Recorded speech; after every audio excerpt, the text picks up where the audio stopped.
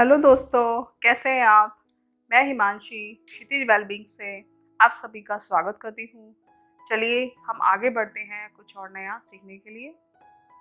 तो आज का जो हमारा विषय है बजट बनाना। आज हम मॉड्यूल 2 करने जा रहे हैं, जिसमें हम सीखेंगे बजट के बारे में कि बजट क्या होता है, बजट कैसे बनाया जा सकता है और बजट किस प्रकार से हम बना सकते हैं और एक अच्छा बजट कैसे बन सकता है। ये है चित्र 1। ये चित्र आप देख पा रहे हैं दोस्तों।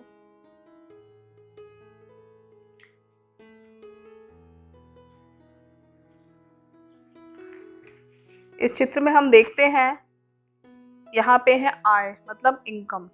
हमारी जो आय या इनकम होती है वो उसके बारे में यहाँ दिया हुआ है कि हम नौकरी से इनकम करते हैं या हम कोई काम धंधा करते हैं या अगर हमने अपना घर किराए पे दिया हुआ है या इन्वेस्टमेंट से, मतलब किसी भी तरीके से हमारे पास होने वाली आवक, वो ये सब आ गई।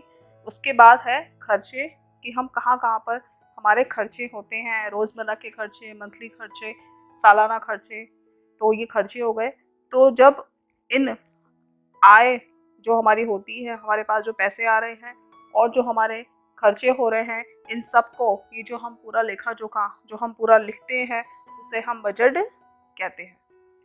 तो बजट क्या होता है? बजट मतलब यह हमारे जीवन को, हमारे जीवन में जो हमारे पैसे होते हैं उसको संतुलन के बारे में होता है।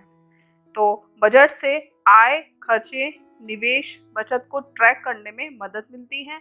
इसलिए बजट से आपको अनावश्यक खर्चे को कम करने तथा मनचाहे लक्ष्यों को प्राप्त करने के लिए मार्गदर्शन मिलता है। मतलब जब हम बजट बनाते हैं उसमें हम सारी चीज़ों के बारे में लिखते हैं। हमारी इनकम क्या है, हमारे सोर्स ऑफ इनकम क्या है और कितनी इनकम हमें हो रही है, ये सब चीज़ें लिखते हैं। और हम पूरे खर्चों को लिखते हैं तो हमें पता चलता है कि किस तरीके से और कहाँ पर हम बचत कर सकते हैं। हमारे खर्चे जो हो रहे हैं वो क्या वो सही हो रहे हैं, कहाँ गलत हो रहे हैं और किन खर्चों को हम और कम कर सकते हैं। तो ये तभी संभव हो पाता है जब हम बजट बनाते हैं। ये चित्र देखिए दोस्तों। इस चित्र में बहुत गौर करने वाली बात है।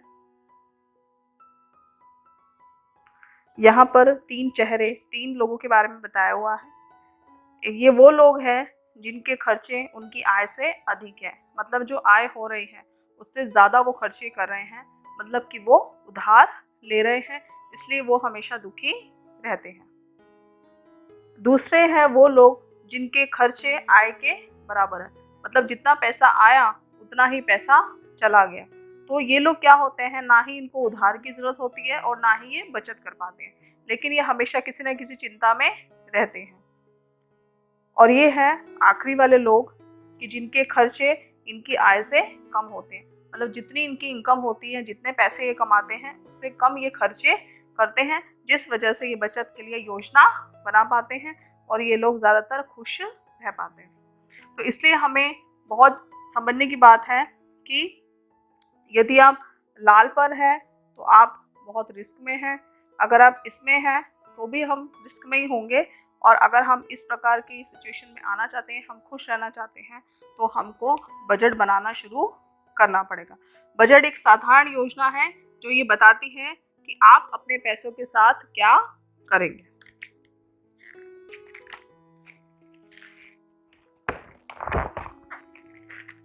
ये है हमारा दूसरा चित्र। इसमें हम देख तो ये है हमारा दूसरा चित्र। इसमें हम देखते हैं हमारे खर्चे आय से कम है।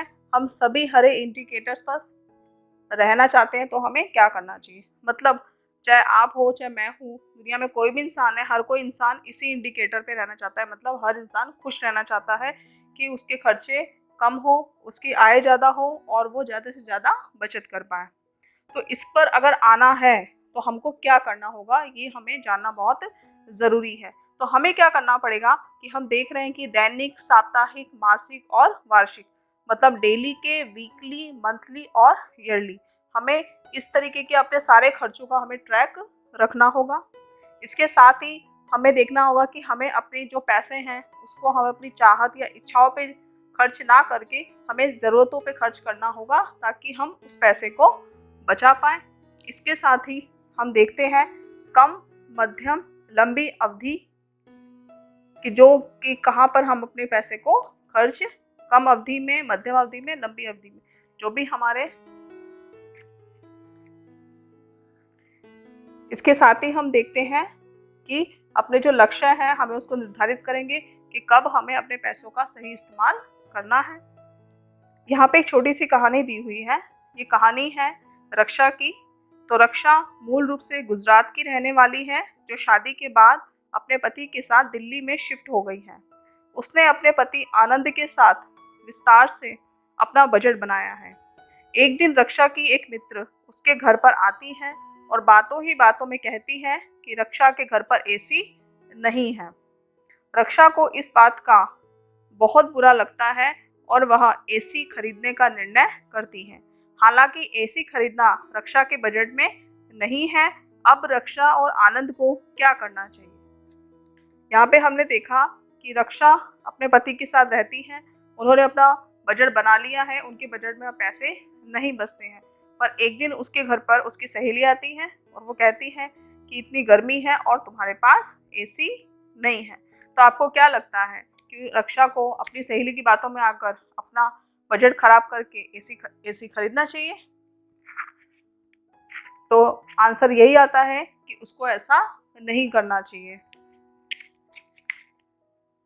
तो इसमें हम देखते हैं कि बजट वित्तीय अनुशासन को बढ़ावा देता है और व्यक्तियों को यह जानने में मदद देता है कि क्या खरीदना है और क्या नहीं खरीदना है। चाहत और ज़रूरत हर व्यक्ति के लिए समान नहीं है और यह व्यक्ति, स्थिति और समय के आधार पर अलग अलग हो सकती है। आइए हम आगे बढ़ते हैं। यहाँ पर भी एक बहुत ज़रूरी बात निकल कर आती है इस चित्र में। यहाँ चित्र में आप देखेंगे गौर से, यहाँ पे दिया हुआ है दैनिक और ये दैनिक। तो इस चित्र को हम देखते हैं, चित्र 3 को हम ध्यान से देखेंगे।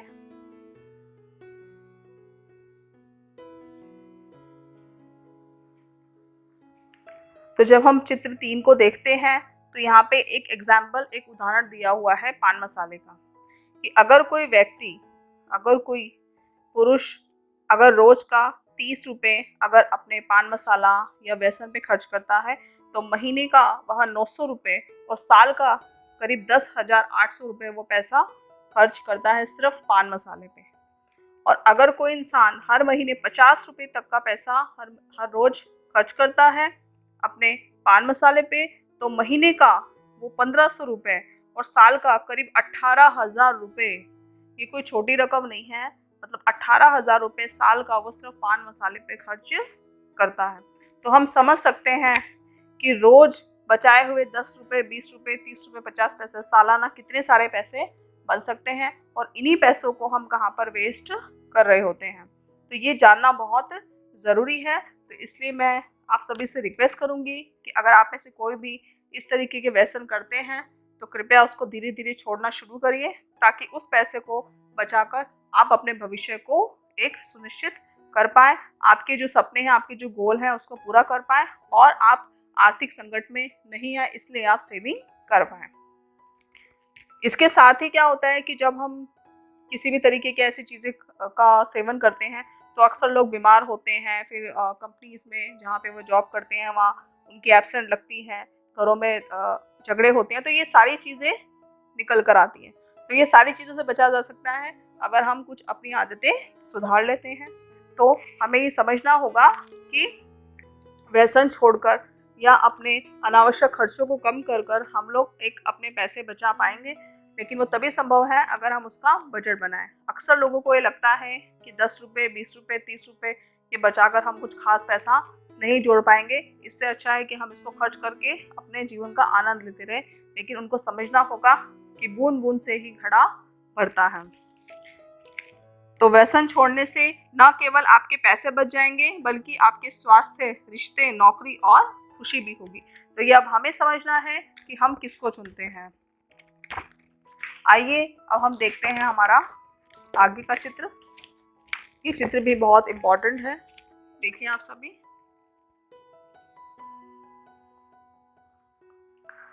इसमें दिया हुआ है मेरी वित्तीय यात्रा, मीन्स माई फाइनेंशियल जर्नी।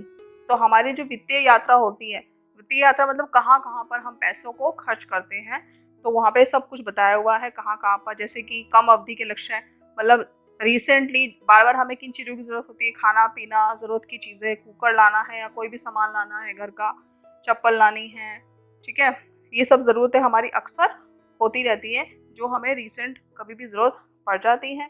उसके बाद कुछ हमारे लक्ष्य होते हैं बच्चों को पढ़ाने के, ज्वेलरी बनाने के, या फिर कोई हमें गाड़ी खरीदनी है, या कोई घर में कोई महंगा सामान लाना है। उसके बाद जो हमारे बड़े लक्ष्य होते हैं वो होते हैं अपने लिए घर लेना, अपने लिए गाड़ी लेना। तो इन सभी के लिए हमें सही से प्लानिंग करना बहुत ज़रूरी है। तो इन सबको प्राप्त करना हम सभी की ज़िंदगी में होता ही है। हम सभी चाहते हैं कि हम अपनी सारी ज़रूरतों को पूरा कर पाएँ। तो इसके लिए बहुत ही ज़्यादा ज़रूरी है बजट बनाना।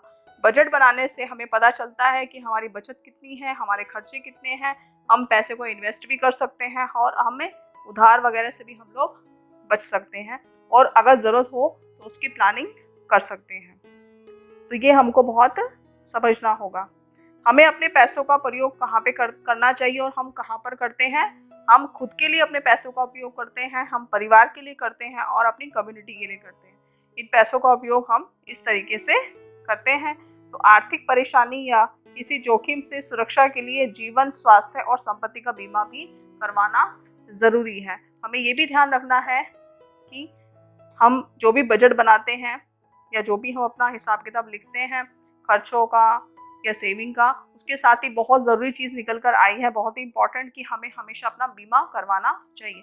बीमा मतलब जीवन बीमा भी हमारा होना चाहिए, और हो सके तो हम बहुत ही सबसे ज़्यादा ज़रूरी है कि हम मेडिक्लेम यानी कि स्वास्थ्य बीमा तो हम ज़रूर ही ज़रूर करा लें, क्योंकि आज के टाइम में जो हमारे ज़्यादातर पैसे होते हैं वो बीमारी या हॉस्पिटल में चले जाते हैं। अक्सर हमने देखा है कि लोग सालों साल बचत करते हैं कुछ अपने लक्ष्य को प्राप्त करने के लिए, अपना घर बनाने के लिए, शादी के लिए, या किसी और अपने काम को पूरा करने के लिए, लेकिन दुर्भाग्य से ऐसा भी होता है कि वो पैसा उनका हॉस्पिटलों या बीमारियों में चला जाता है।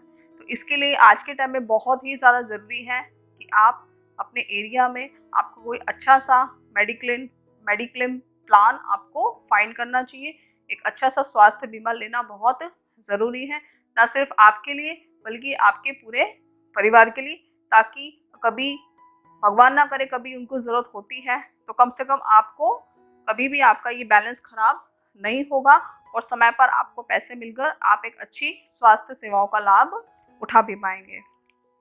तो हमें ये ध्यान रखना चाहिए। एक बार हम फिर से बात करते हैं कि बजट एक ऐसी योजना है जो बताती है कि आप अपने पैसे के साथ क्या करेंगे। तो आइए दोस्तों, हम देखते हैं, हमने सीखा कि बजट एक ऐसी योजना है जो बताती है कि आप अपने पैसे के साथ क्या करेंगे। बजट आपको आय और खर्च का ट्रैक रखने में मदद करती है, और आपको स्पष्ट हो जाता है कि कहाँ पर आपको पैसे को बचाना है। इसके साथ ही बजट बनाना आपको अपने वित्तीय लक्ष्यों को पूरा करने में भी मदद कर सकता है। दैनिक आधार पर आय व्यय का ट्रैक करना बहुत ज़रूरी है, और इसमें बहुत ज़रूरी बात है कि कभी भी हम बजट बनाते हैं तो हम हमेशा अपने परिवार के सभी सदस्यों का उसमें हम राय मशवरा लें। अक्सर ये देखा जाता है कि घर में जो नौकरी कर रहे हैं, खासकर अगर पुरुष नौकरी करते हैं तो वो खुद ही अपना बजट बना लेते हैं, या कभी कभी होता है कि अपनी वाइफ को इन्वॉल्व करते हैं, लेकिन हम भूल जाते हैं कि हमारे घर में हमारे बुजुर्ग हैं, बड़े भी हैं, उनका भी अनुभव हमको सुनना चाहिए, क्योंकि उनके पास हमसे ज़्यादा तजुर्बा होता है। वो भी हमें अच्छी से अच्छी राय दे सकते हैं कि हम अपने पैसे को कहाँ पे खर्च करें। और इसके साथ ही हमारे घरों में जो छोटे बच्चे होते हैं उनको भी हम बजट बनाने में इन्वॉल्व करें, क्योंकि इससे क्या होगा, बच्चों को भी अपनी जिम्मेदारी का एहसास होगा कि किस तरीके से पैसों का सही इस्तेमाल करना है। वो बचपन से ही उनके अंदर वो गुण आ जाएंगे, और वो समझ पाएंगे कि हमें अपने मम्मी डैडी से किसी भी प्रकार की कोई जिद हमको नहीं करनी है। अपने किसी भी मतलब चाहत या अपनी किसी और जो बच्चे समझ पाएंगे कि हमको अपने मम्मी पापा से किसी भी तरह की गलत कोई जिद नहीं करनी है। हमारे मम्मी डैडी हमारे लिए अच्छा ही सोचेंगे। तो बहुत ज़रूरी है कि जब भी हम बजट बनाएं तो हमेशा ध्यान रखें कि परिवार के सभी सदस्यों को हम साथ में लेके चलें। सभी की राय हमें लेना बहुत ज़रूरी है, क्योंकि परिवार में जब सब मिलकर बजट बनाते हैं या योजना बनाते हैं या सब मिलकर अपना सहयोग देते हैं, तो हम अपने परिवार से कहते हैं कि भाई उस तरीके से हम क्या कर पाएंगे कि हमें अपने परिवार से पूरा सहयोग मिल पाएगा और हम अपने लक्ष्यों को प्राप्त कर पाएंगे। तो दोस्तों, बहुत बहुत शुक्रिया आपके वीडियो देखने के लिए, और हम उम्मीद करते हैं कि आपको वीडियो पसंद आया होगा और आपने कुछ सीखा होगा। तो बस यही हम चाहते हैं कि इन शिक्षाओं को आप अपनी ज़िंदगी में अपनाएं और आपके साथ साथ और भी लोगों को इन शिक्षाओं के बारे में आप जानकारी दें। तो हमारी इस वीडियो को अगर आपको अच्छी लगी है तो वीडियो को लाइक कीजिए, हमारे चैनल क्षितिज वेलबींग को सब्सक्राइब कीजिए और हमारे बेल आइकन को प्रेस कीजिए, ताकि आने वाले समय में और भी ज़्यादा ऐसी नॉलेजेबल वीडियोस आपको हमेशा देखने के लिए मिलती रहे। दोस्तों, अपना ध्यान रखिए, खुश रहिए। Thank you so much.